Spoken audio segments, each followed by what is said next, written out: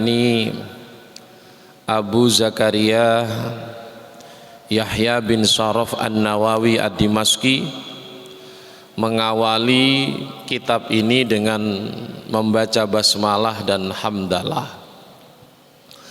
Kenapa menjadi penting basmalah itu? Yang kita takutkan bila mana aktivitas kita tidak kita awali dengan membaca bismillahirrahmanirrahim, kita akan kehilangan barokah, kita akan kehilangan tambahnya kebaikan, tambahnya kemanfaatan. Di sisi yang lain, Nabi Muhammad sallallahu alaihi wasallam pernah menyampaikan dalam hadisnya, kullu amrin dzibalin la tubda bi bismillahirrahmanirrahim fahuwa aqta. Jadi segala aktivitas kita, apalagi itu bernilai ibadah, bernilai kebaikan, kalau kita tidak awali aktivitas kita itu dengan membaca bismillah, maka akan terputus. Artinya kita rugi waktu, rugi tenaga, apa yang kita lakukan tidak bernilai pahala di sisi Allah Subhanahu wa taala. Naudzubillah min dzalik. Karena itu mencari pahala itu sangat mudah sekali, tinggal kita mau lakukan atau tidak. Dalam hadis yang lain, Nabi juga pernah menyampaikan ada perbuatan-perbuatan yang kita pandang perbuatan itu bernilai perbuatan-perbuatan yang berbangsa duniawiyah, tapi karena perbuatan-perbuatan tersebut itu didasari dengan niat yang baik, maka itu menjadi bernilai ibadah.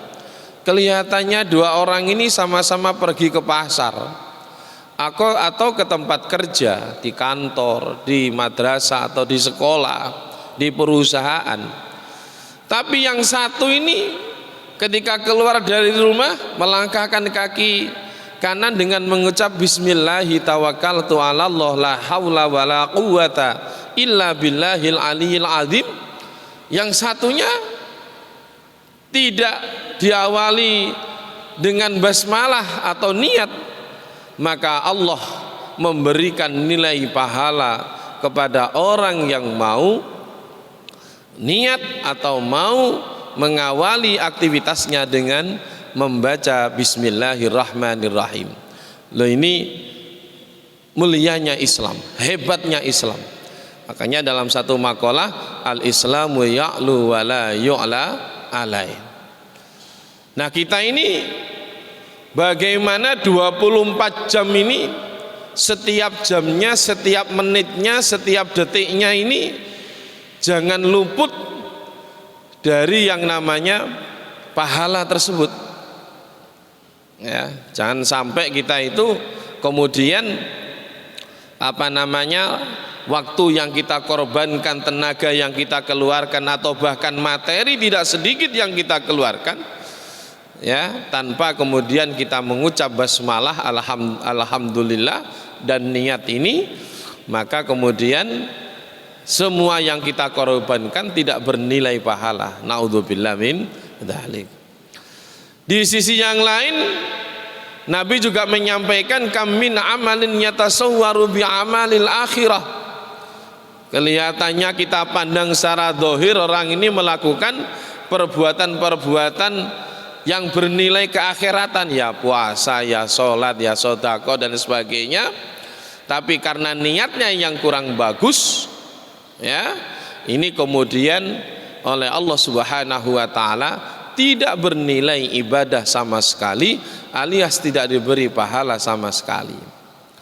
Nah, ini kemudian jangan sekali-sekali kita itu punya prasangka, ya, ibadah yang kita lakukan mulai balik sampai detik ini itu kemudian kita berprasangka wah enak, Allah semakin luhur derajatnya atau semakin mulia ya derajatnya.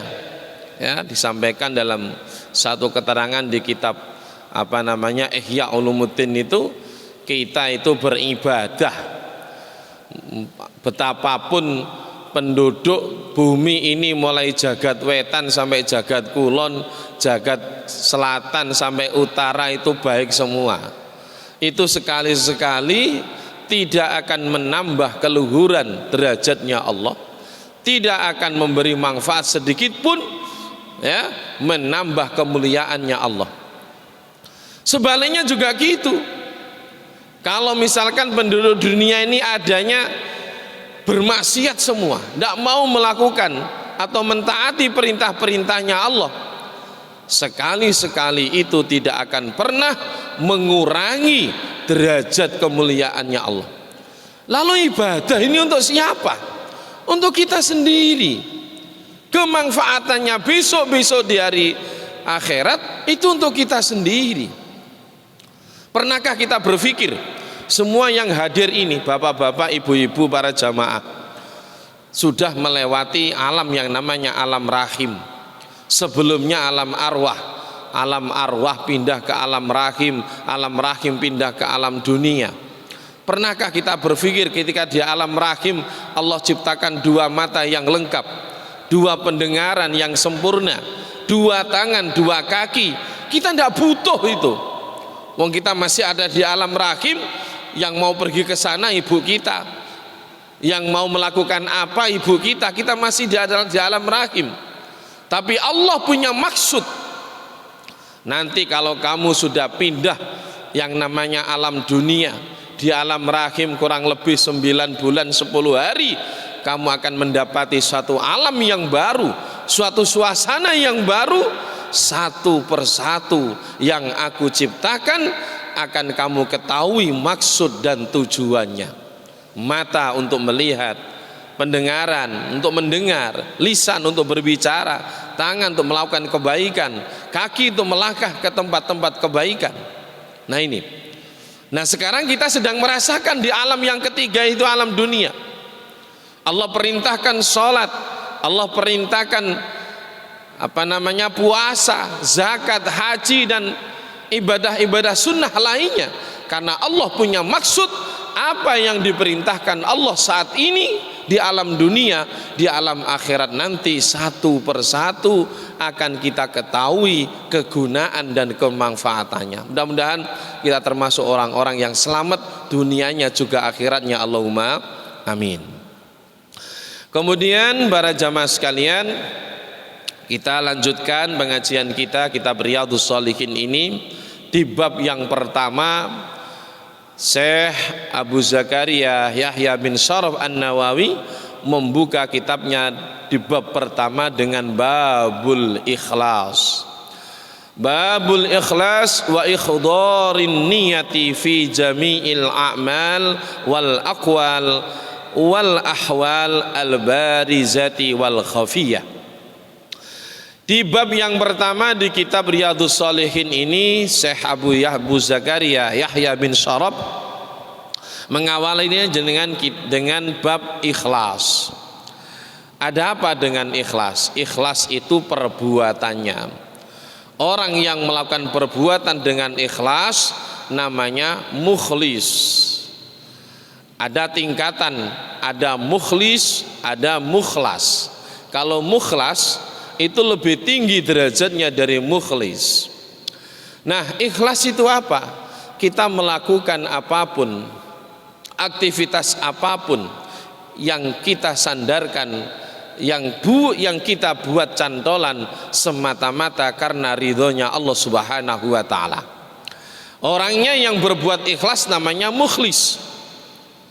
Nah, yang atasnya lagi namanya mukhlas. Mukhlas itu apa? Bahwa segala aktivitas kita itu sudah tidak ada setitik pun yang karena selain Allah Subhanahu wa taala. Itu mukhlas, tingkatannya lebih tinggi daripada mukhlis. Nah, di bab ini Syekh Abu Yahya Syarah An-Nawawi menyampaikan bahwa ikhlas ini menjadi landasan yang paling utama di dalam kita melakukan semua amaliyah-amaliyah ya yang kita lakukan, baik bernilai ibadah ataukah bersifat keseharian yang kita lakukan. Nah, ikhlas ini tempatnya menjadi ruhnya amal. Amal perbuatan menjadi diterima oleh Allah apabila perbuatan itu kita lakukan dengan ikhlas. Wa ikhdarin niyah, dan menghadirkan niat di dalam setiap aktivitas kita. Jadi ba'dul ulama itu memberikan sebuah penjelasan, niat ini ada pada level 4. Di bawahnya niat apa? Hadisun nafas. Di bawahnya hadisun nafas itu ada yang namanya hammun. Di bawahnya hammun ada yang namanya khotoroh atau khotiroh. Hanya kalau di kitab itu ada penjelasan bagaimana sih gambaran surga itu. Surga itu mala ainun ra'at wala uzunun sami'at wala khottara biqalbil basar. Lah, wala khottara biqalbil basar. Jadi gambaran surga itu mata kita belum pernah melihat keindahan dan keeloan surga. La mala ainun ra'at wala udhunun sami'at, dan kita belum pernah orang memperbincangkan akan keindahan dan keeloan surga.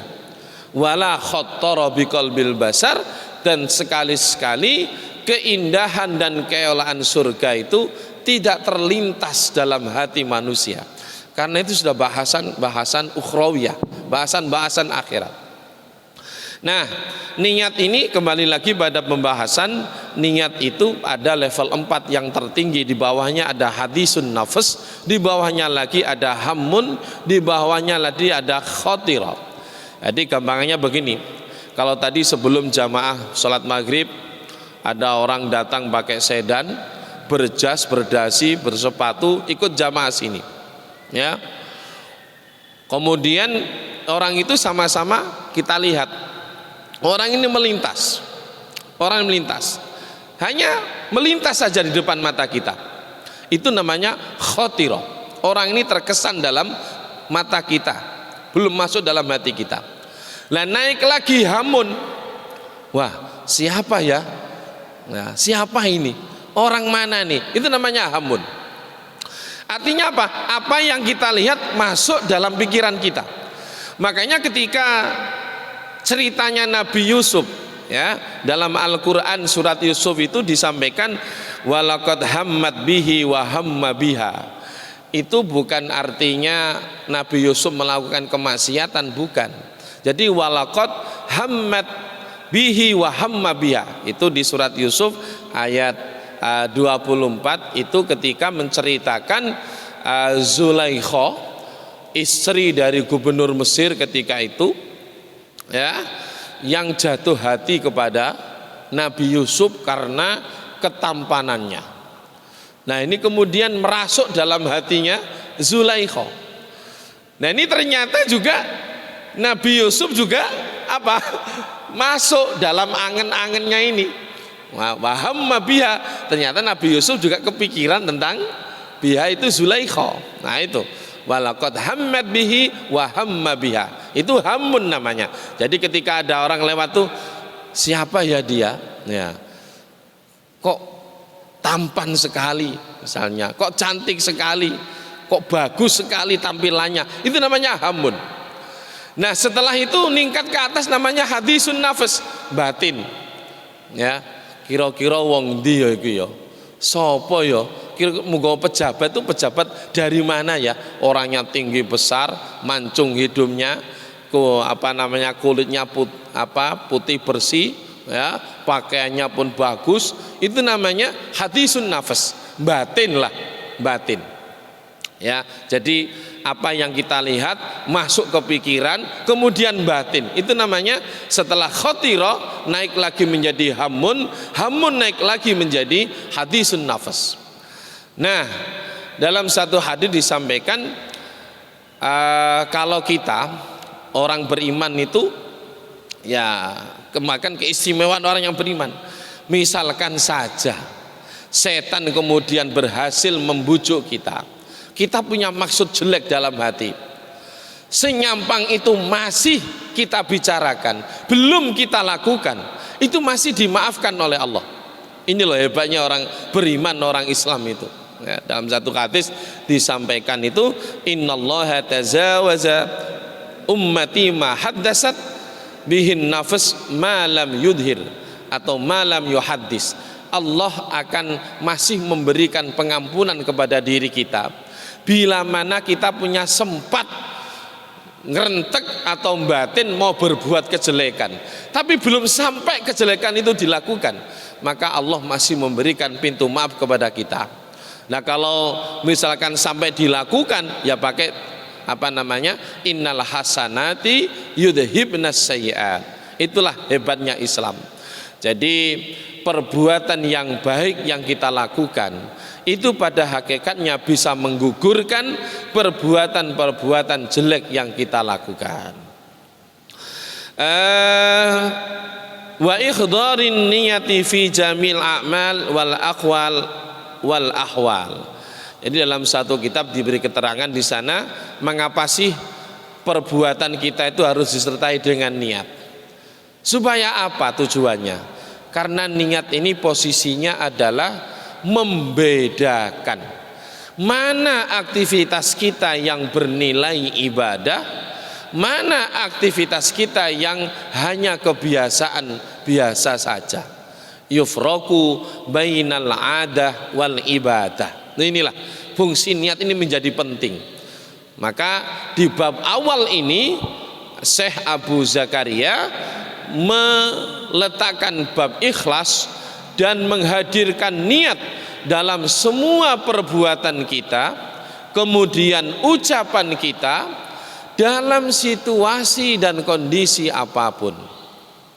Sehingga Syekh Abu Zakaria menyitir di dalam kitabnya ayat Al-Quran yang pertama ini adalah surat Al-Bayyinah ayat 5, kemudian surat Al-Hajj ya ayat 37 dan surat Ali Imran ayat 29. A'udzu billahi minasyaitonir rajim. Bismillahirrahmanirrahim. Wa ma umiru illa liya'budullaha mukhlisina lahud-din hunafa'a wa yuqimus salata wa yutuz zakata wa dhalika dinul qayyimah. Shadaqallahul azim. Wa ma umiru illa liya'budullah. Dan aku ya Allah sekali-sekali tidak memerintahkan orang Yahudi dan Nasrani illa liya'budullah, kecuali dia yaitu menyembah Allah Subhanahu wa taala. Di ayat yang lain Allah juga berfirman, wa ma khalaqtul jinna wal insa illa liya'budun. Ini jadi ada benang merah antara dua ayat ini, bahwa maksudul a'zam, Allah ciptakan makhluk di dunia ini yang jumlahnya miliaran, itu punya kaifiyah ibadah masing-masing kepada Allah sebagai wujud. Yang pertama adalah tasyakur, yang kedua adalah ta'abbud kepada Allah. Jadi apa yang Allah perintahkan kepada manusia, taruhlah sholat, ataukah puasa, ataukah zakat, ataukah haji, itu adalah bentuk dari kita beribadah kepada Allah Subhanahu wa ta'ala. Sholat yang kita lakukan, zuhur, asar, maghrib, isya, subuh. Nah, 5 waktu. Kalau dijumlah 17 rakaat. Kita bersujud kepada Allah Subhanahu wa taala sebagai bentuk pengabdian kita, sebagai bentuk ta'abbud kita kepada Allah Subhanahu wa taala. Maka dari itu yang tadi saya singgung di awal, sesungguhnya macam-macam ibadah yang kita lakukan itu adalah kemanfaatannya akan kembali pada diri kita. Maka itu para jamaah sekalian, bentengi keluarga kita, ya. Berdakwah itu mulai diri kita, keluarga kita. Ku anfusakum wa ahlikum nar. Maka ini menjadi suatu yang penting bagi diri kita. Mari kita bina rumah tangga kita. Mari kita bentengi anak-anak kita. Pertama dengan kita tertibkan sholatnya, kita jaga sholatnya. Jangan sampai ya situasi atau kondisi apapun dan kapanpun, dimanapun, apakah kesibukan-kesibukan yang menyertainya ataukah kesulitan-kesulitan yang menyertainya, ini jangan sampai kemudian kita talaub atau tawahun terhadap perintah Allah Subhanahu wa taala. Yang pertama adalah sholat. Nah, ini sholat menjadi aqsal ibadah, menjadi pondasi ibadah kita yang kita lakukan kepada Allah Subhanahu wa taala. Maka malah ada sebuah hadis yang sangat ekstrim ini. Jadi al-farqu bainal mu'min wal kafir as-shalah. Jadi yang membedakan antara orang kafir dan orang mukmin itu adalah sholatnya. Ini kadangkala Indonesia ini kan jumlah penduduknya berapa? 267 juta terdata di Biro Statistik kurang lebih. Lah yang muslim itu berapa? 198 juta. 198 juta. Nah, ini masih diseleksi lagi yang benar-benar KTP-nya Islam, kemudian yang benar-benar melakukan ajaran-ajaran atau nilai-nilai keislaman sendiri itu masih nuwun sewu ada tanda tanya besar. Ya, kita tidak usah jauh-jauh lah, tangga kanan kiri kita atau di tempat-tempat keramaian nuwun sewu, bila mana kalau bulan Ramadan itu datang, atau bahkan karena kesibukan orang kemudian gampang kemudian nalawis karena kesibukan salate kungku ae waktune jek akeh, waktune jek dawa, waktune jek dawa jek akeh. Akhirnya apa? Inilah hal-hal yang seperti inilah yang kemudian menumpuk sedikit demi sedikit. Akhirnya apa? Kita berani terhadap perintah-perintahnya Allah Subhanahu wa taala. Naudzubillah min dzalik. Maka dari itu ayo kita bareng-bareng melalui forum pengajian ini nggih minangkani ngelingno lah. Jadi Islam itu kan watawasau bil haqqi watawasau bis sabr. Saling berwasiat tentang kesabaran, saling menasihati tentang kebaikan dan kebenaran. Nabi itu menyampaikan nawwiru buyutakum bis sholati wa tilawatil Quran. Kalau mbah-mbah kita dulu nun sewu nggih bapak-bapak para jamaah, selalu kita diingatkan, ayo maghrib, sudah maghrib ini harus masuk rumah semua. Nah, ketika azan maghrib berangkat bareng-bareng, yang dekat musola ke musola, yang dekat masjid ke masjid. Ini tuntunan luar biasa, tuntunan yang hebat. Apa rahasianya waktu maghrib itu?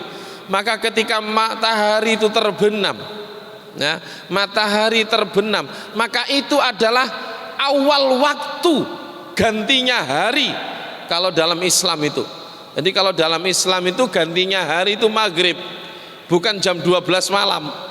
Kalau 12 malam itu tarikh Masihiyah, tapi kalau Hijriyah gantinya hari itu maghrib. Jangan sekali-sekali waktu maghrib ini kamu lewatkan dengan kamu urusan dunia kamu. Karena apa? Ini pembuka hari. Maka selalu saya berpesan di majelis-majelis yang lain, nun sewu Bu, nun sewu Pak, putra-putrane lek mari maghrib ojo dikudang nduk ngarepe TV. Nun sewu bapak ibu le nang masjid le kula adzan. Nun sewu bapak ngeling non ini gue si ambek bloder gak karu-karun anake wis api budal nang masjid, bapake nun sewu nduk ngarepe TV ndelomong nyekeli remote. Lho niki para rawuh. Niku tenggen kula mriki ten mriki mboten wonten nggih. Paling 1 2 3. Lho niki lho. Karena apa? Maghrib itu awal waktu, awal hari, pergantian hari. Tempat turunnya ribuan malaikat untuk ke langit dunia. Jangan sampai ketika malaikat itu datang ke rumah kita, menjumpai rumah-rumahnya orang Islam, ternyata habis maghrib tidak diisi dengan kebaikan-kebaikan atau ibadah. Kalau tuntunan orang dulu kan baca Al-Quran. Ini hebat, habis maghrib itu membaca Al-Quran.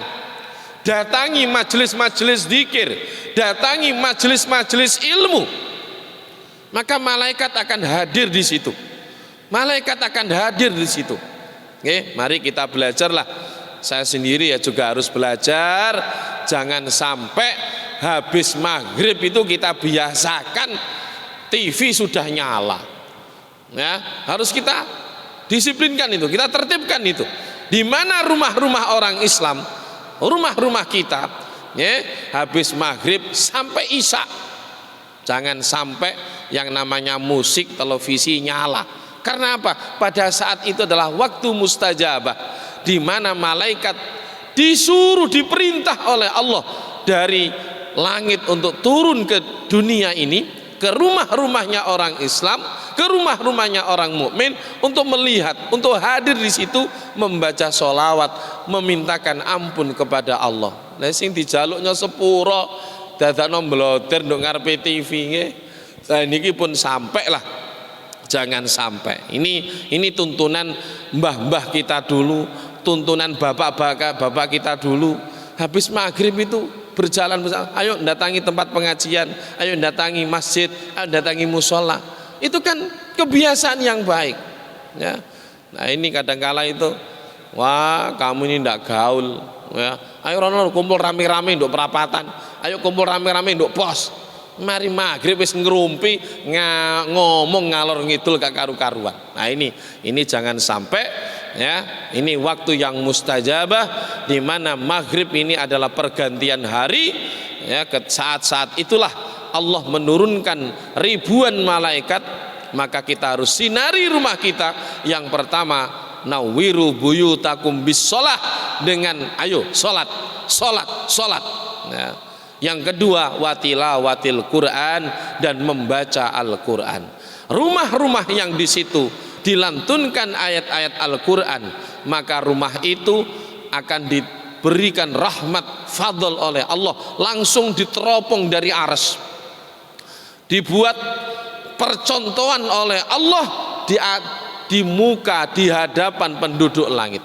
Inilah rumah-rumahnya orang iman sebagai contoh habis maghrib ini, saat-saat yang mustajabah. Bapak Ibu para jamaah sekalian, kemudian ayat ini dilanjutkan, mukhlisina lahuddina hunafa'a wa yuqimus sholata wa yutuz zakah. Artinya apa? Allah merintahkan sholat, Allah memerintahkan zakat. Ini adalah betul-betul kemanfaatannya atau kegunaannya, keistimewaannya akan kembali pada diri kita masing-masing. Bentuk ibadah apapun yang kita lakukan, itu pada hakikatnya, manfaatnya, kegunaannya akan kembali pada diri kita. Wa qala ta'ala, a'udzu billahi minasyaitonir rajim, lan yanalallaha luhumuha wala dima'uha walakin yanaluhu taqwa minkum. Kemarin kita ada di bulan Dzulhijjah. Ayat ini kalau bulan Dzulhijjah Idul Kurban pasti tidak terlewatkan ayat ini. Artinya apa? Bentuk syukur kepada Allah. Kita diberikan kecukupan materi, kemudian kita belikan hewan kurban, kemudian kita sembelih, ini sekali-sekali yang sampai kepada Allah bukan daging hewan kurbannya ataukah darahnya.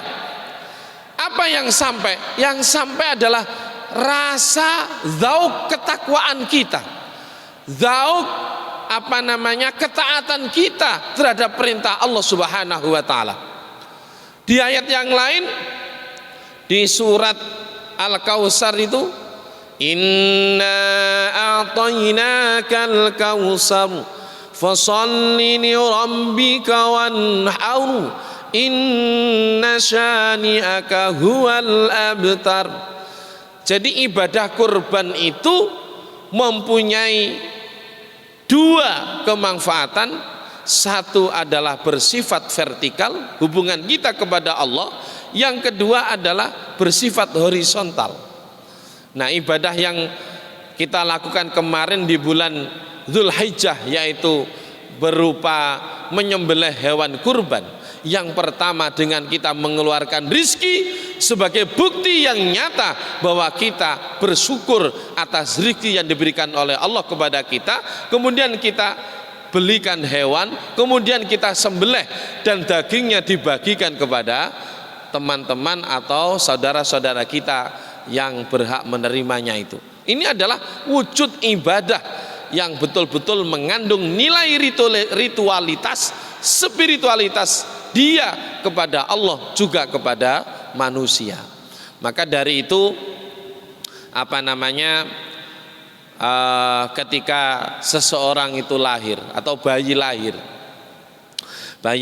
itu kalau dia lahir kan nangis ya, tapi orang di sekitarnya itu bahagia, tepuk tangan, alhamdulillah oleh putu maneh, oleh anak selamat sempurna, padahal bayinya nangis. Orang yang di sekitarnya riang bahagia, alhamdulillah telah lahir. Suatu saat apabila Allah menentukan ajal kita, bisakah membuat orang sekitar kita itu bersedih? Bersedih karena apa? Kita kehilangan orang yang semangat ibadahnya, orang solih, orang yang punya derajat kemuliaan di sisi Allah Subhanahu wa taala. Ini PR kita semua. Ini PR kita semuanya. Nggak usah dijawab, diangen-angen aja. Diangen-angen.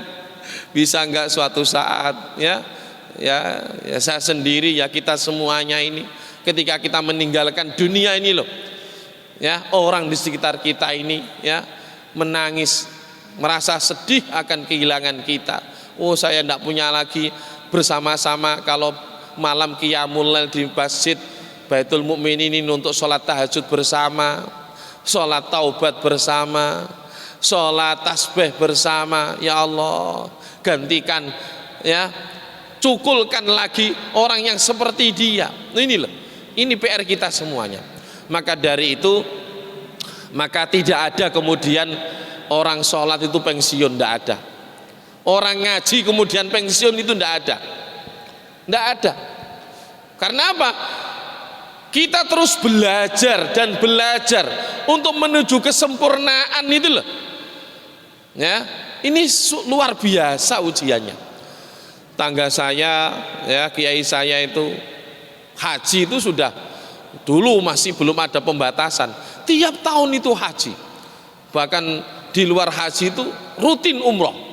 Saya tanya, man jenengan di samping punya KPIH punya haji itu kok berkali-kali, bertahun-tahun. Apa tujuannya? Karena saya merasa haji saya yang pertama belum sempurna. Mudah-mudahan dengan haji yang akan saya lakukan lebih menyempurnakan lagi, lebih menyempurnakan lagi. Ini artinya apa? Bahwa ibadah yang kita lakukan itu tidak boleh kemudian kita cepat puas, kemudian kita cepat saya sudah sempurna ibadah saya, tinggal saya menghadapi kematian. Itu tidak boleh seperti itu. Bukan watak dan karakter orang-orang yang beriman, orang-orang yang Islam, di mana la yusba'al mu'min al khaira hatta muntahal jannah, hatta muntahal maut. Orang-orang yang beriman, baik laki-laki dan perempuan itu punya watak dan karakter, ia selalu haus untuk melakukan kebaikan, menebar kebaikan, menebar kasih sayang kepada siapa saja. Inilah watak dan karakter orang-orang yang beriman. Sampai kapan? Hatta muntahal jannah. Dalam redaksi yang lain, hatta muntahal maut, sampai surga itu menjadi balasannya, sampai kematian menjadi penutupnya. Nah ini, mudah-mudahan kita termasuk di dalamnya. Allahumma amin. Mudah-mudahan yang sedikit ini Allah memberikan hidayah kepada kita semuanya, memberikan pemahaman kepada kita semuanya, dan ikhlas ini menjadi ruh semua amaliyah kita kepada Allah Subhanahu wa taala. Al-Fatihah. A'udzubillahi minasyaitonir rajim. رب فانفعنا ببركتهم واهدنا الحسنى بحرمتهم وأمتنا في طريقتهم ومعافاتهم من الفتن هدانا الله وإياكم أجمعين. السلام عليكم ورحمة الله وبركاته.